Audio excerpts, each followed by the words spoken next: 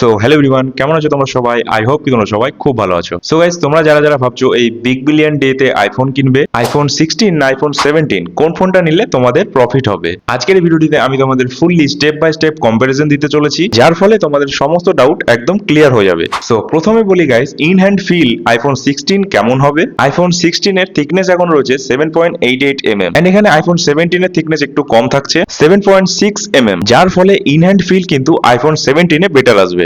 But যেখানে iPhone 16 এর weight রয়েছে 170 গ্রাম, সেখানে আইফোন 17 এর ওয়েট রয়েছে 189 গ্রাম। সো ওয়েট অনুযায়ী আইফোন 16 ইজ বেটার। এরপরে চলে আসি guys build quality.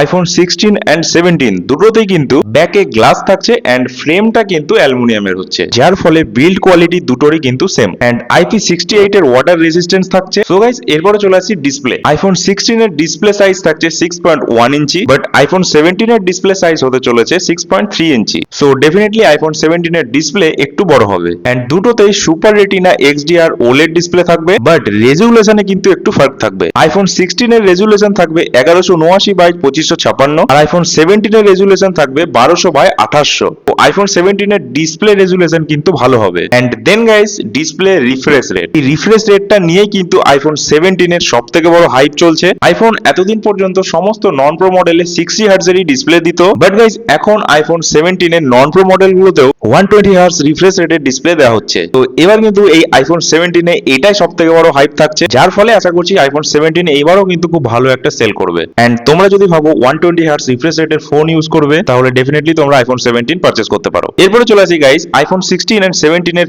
Pick brightness দুটোতেই 2000 নিটস পর্যন্ত হাইয়েস্ট থাকবে, এটাতে কোনো চেঞ্জেস নেই। এন্ড প্রোটেকশনের মামলায় দুটোতেই সিরামিক সিল্ড গ্লাস থাকবে, এখানেও কিছু চেঞ্জেস নেই। সো গাইস, এবার চলে আসি iOS আপডেট। আইফোন 16 এ থাকবে iOS 18 ভার্সন, বাট আইফোন 17 এ চলে আসছে iOS 26 ভার্সন। দুটোতেই 6 ইয়ার্স এর iOS আপডেটস থাকবে।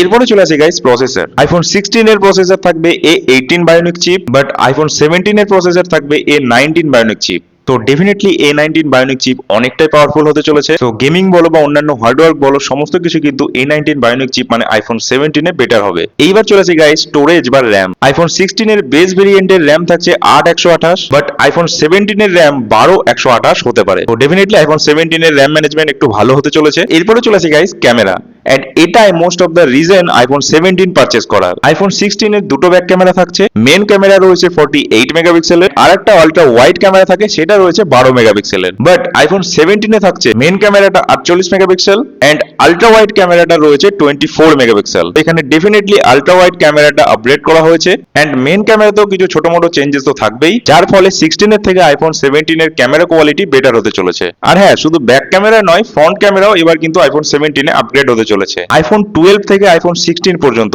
এতদিন ধরে কিন্তু জাস্ট 12 মেগাপিক্সেলের ফ্রন্ট ক্যামেরায় দেওয়া ছিল, বাট এখন আইফোন 17 এর 24 মেগাপিক্সেলের সেলফি ক্যামেরা আসতে চলেছে। সো ডেফিনেটলি গাইস, ফ্রন্ট ক্যামেরাটা অনেকটা আপগ্রেড হতে চলেছে এন্ড গাইস এই ক্যামেরার জন্য কিন্তু অনেকেই এই আইফোন 17 পারচেজ করতে চলেছে। সো গাইস, তোমরা যদি কন্টেন্ট ক্রিয়েটের জন্য আইফোন নিবে ভাবো, তাহলে ডেফিনেটলি আইফোন 17 তোমাদের জন্য ওয়ার্থ ইট হবে। আইফোন 16টাও যে খারাপ তা আমি বলছি না, বাট আইফোন 17 এ ক্যামেরা কোয়ালিটিটা অনেকটা আপগ্রেড হতে চলেছে। সো এরপরে চলেছি গাইস ব্যাটারিতে তেমন কিছু নয়, জাস্ট একটু আপগ্রেড হবে।